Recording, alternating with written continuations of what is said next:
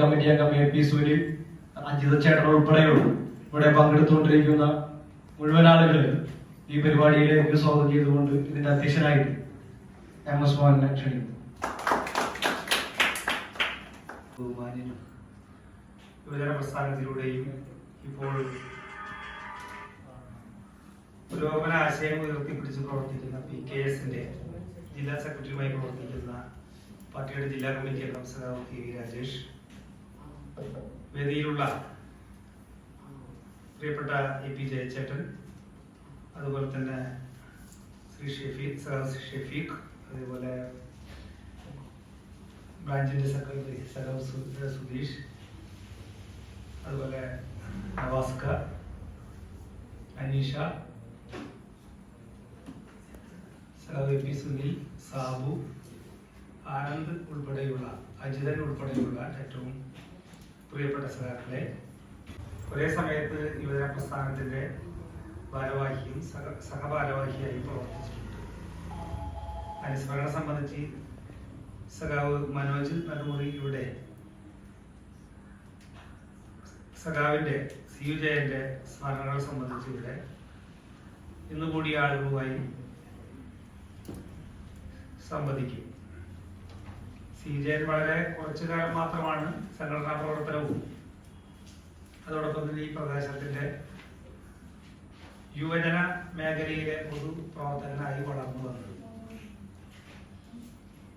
തീർച്ചയായും ഒരു കാലഘട്ടത്തിൽ യുവജന പ്രസ്ഥാനം എല്ലാ കാലത്തും ഒരുപോലെ സജീവമായി സാന്നിധ്യം അറിയിക്കണമെന്നില്ല. 80-ൽ തുടങ്ങിയ പ്രവർത്തനത്തിൽ ഒരുപക്ഷെ ഞങ്ങളൊക്കെ പ്രവർത്തിച്ച സമയത്ത് കുറേയേറെ പ്രതിസന്ധികളൊക്കെ തന്നെ അനുഭവിച്ചുകൊണ്ടാണ് മുന്നോട്ട് പോയത്. എന്തായാലും ഈ നാടിന്റെ പല മേഖലകളിൽ ഇടപെടുന്നതിൽ യുവജന പ്രസ്ഥാനങ്ങൾക്ക് അതിൻ്റെതായ പങ്കുണ്ട്. യുവാക്കൾ എന്നും നല്ല പ്രവർത്തനങ്ങൾ കാഴ്ചവെച്ചുകൊണ്ട് നാടിന്റെ മുന്നേറ്റം സൃഷ്ടിക്കുന്നതിൽ നിർണായകമായ പങ്ക് വഹിക്കുന്ന ഒരു ഘടകം തന്നെയാണ്. ഇന്നിവിടെ പ്രിയപ്പെട്ട ഒട്ടേറെ വിദ്യാർത്ഥികൾ നന്നായി പഠിച്ച് ഉള്ള A+ ഒക്കെ വാങ്ങി ഇവിടെ എത്തിയിട്ടുണ്ട്. അതോടൊപ്പം തന്നെ മറ്റു ചെറിയ കുട്ടികളൊക്കെ ഇവിടെ കാണുന്നുണ്ട്. അവരും നമ്മുടെ ഭാഗമായി മാറാൻ തയ്യാറായിട്ട് വന്നിരിക്കുകയാണ്. ഈ ലൈബ്രറിയുടെ പ്രവർത്തനവും അതിന്റെ നാമധേയം CU ജയന്റെ പേരിലൊക്കെ തന്നെ ഇട്ടത് നമ്മുടെ പ്രദേശത്ത് വളർന്നു വരുന്ന കൊച്ചുമക്കൾക്ക് അതിനൊരു ഗുണം ലഭിക്കണം. ചിലരൊക്കെ രക്ഷിതാക്കളും വന്നിട്ടുണ്ട്. ഞങ്ങളുടെ കാലത്തൊക്കെ തന്നെ അങ്ങനെ A+ എന്ന സംവിധാനമൊന്നുമില്ല. അത്യാവശ്യം ആവറേജ് പഠിച്ച് ഒക്കെ തന്നെ മുന്നോട്ട് പോവുകയാണ്. ഇന്ന് A+ കുട്ടികൾക്ക് കിട്ടിയില്ലെങ്കിൽ 10ാം ക്ലാസ് തോറ്റ രക്ഷിതാവ് സമ്മതിക്കില്ല. വലിയ പ്രശ്നമാണ്. രക്ഷിതാക്കൾ ചിലപ്പോൾ 10ാം ക്ലാസ് തോറ്റിട്ടുണ്ടാവും, ജയിച്ചിട്ടുണ്ടാവില്ല. അവരൊക്കെ വളരെ കർശനമായി കുട്ടികളെ ഹരാസ് ചെയ്തുകൊണ്ട് A+ കിട്ടണം എന്നുള്ള ഒരു സമൂഹത്തിൽ അതൊരു പ്രശ്നമാണ്. A+ ഇല്ലെങ്കിൽ SSLCക്ക് എന്ത് പഠിച്ചു എന്നുള്ള ചോദ്യങ്ങളൊക്കെ തന്നെ ഉന്നയിക്കുന്ന ഒരു സവിശേഷതയൊക്കെ ഉണ്ട്. അപ്പൊ അതൊക്കെ മുന്നിൽ കണ്ടുകൊണ്ട് എന്നാലും നമ്മുടെ കുട്ടികളൊക്കെ തന്നെ കുറച്ചൊക്കെ തന്നെ വീട്ടിലെ സമ്മർദ്ദങ്ങളും വീട്ടുകാർക്ക് വേണ്ടിയും പിന്നെ അങ്ങനെയൊക്കെ അതിന്റെ ഭാഗമായും അല്ലാതെയും നല്ല പോലെ പഠിച്ച് മുന്നോട്ട് വന്ന കൊച്ചുമക്കളാണ്. ഇനി ഒരു 10 വർഷം കഴിഞ്ഞാൽ ഇപ്പോഴത്തെ ഒരു നമുക്കറിയാം നിർമ്മിത ബുദ്ധി, ആർട്ടിഫിഷ്യൽ ഇന്റലിജൻസ് നിങ്ങളൊക്കെ നന്നായിട്ട് മനസ്സിലാക്കിയിട്ടുണ്ട്. നമ്മുടെ പാഠപുസ്തകത്തിലൊക്കെ ഉൾക്കൊള്ളിച്ചിട്ടുണ്ട്. നമ്മൾ വേണ്ടാന്ന് നമ്മളെ സഹായിക്കാൻ ആളെ തരുന്നു. ഓരോരുത്തർക്കും ഓരോ ഹെൽപ്പർമാരെ തരുന്നു. അപ്പൊ കാലം അങ്ങനെ മാറിക്കൊണ്ടിരിക്കുന്നു. ഞാനൊന്ന് തമാശിക്കാൻ മറ്റതിനോട് പറഞ്ഞ് ഇപ്പൊ പലതും നിശ്ചയിക്കുന്നതും നിർണയിക്കുന്നതും ആർട്ടിഫിഷ്യൽ ഇന്റലിജൻസ് ആണ്.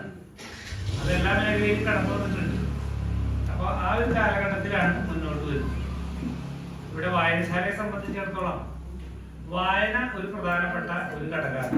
എനിക്ക് തോന്നുന്നത് ഇപ്പൊ പുസ്തകം വാങ്ങിത്തരണമെന്ന് പറയുന്ന രക്ഷിതാക്കളോട് പറയുന്ന കുട്ടികൾ എത്രത്തോളം ഉണ്ട്?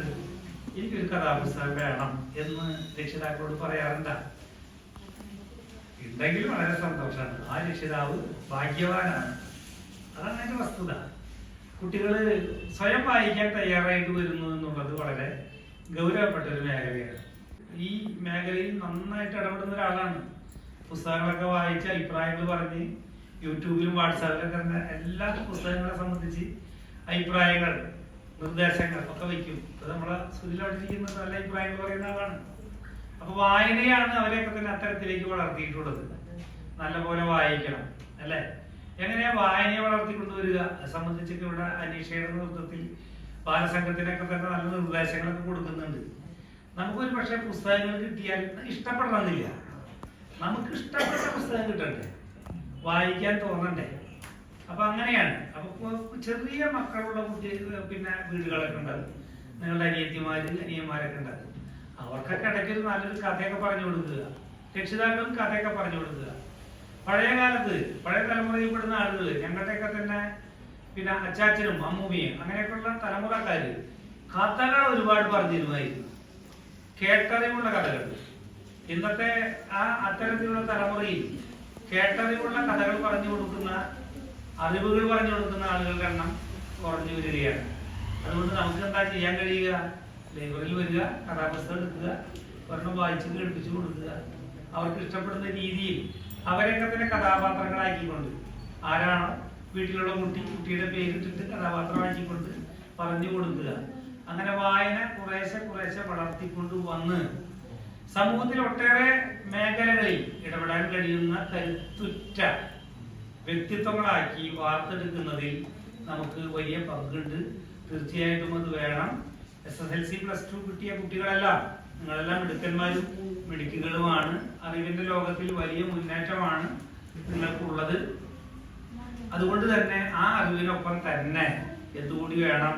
നമ്മുടെ ലൈബ്രറി, CUJ ലൈബ്രറി ആഗ്രഹിക്കുന്ന തരത്തിലേക്ക് സമൂഹത്തിലെ നാനാ മേഖലകളിലും ഇടപെടാൻ കഴിയുന്ന അറിവുറ്റ ആളുകളാക്കി വാർത്തെടുക്കാനാണ് ഈ ലൈബ്രറി ആഗ്രഹിക്കുന്നത്. മാനവികതയുടെ മുഖമാണ് ഈ ലൈബ്രറി മുന്നോട്ട് വയ്ക്കുന്ന ഒരു കാര്യം. എന്താ മാനവികതയുടെ മുഖം? കേട്ടിട്ടുണ്ടാവുമല്ലോ.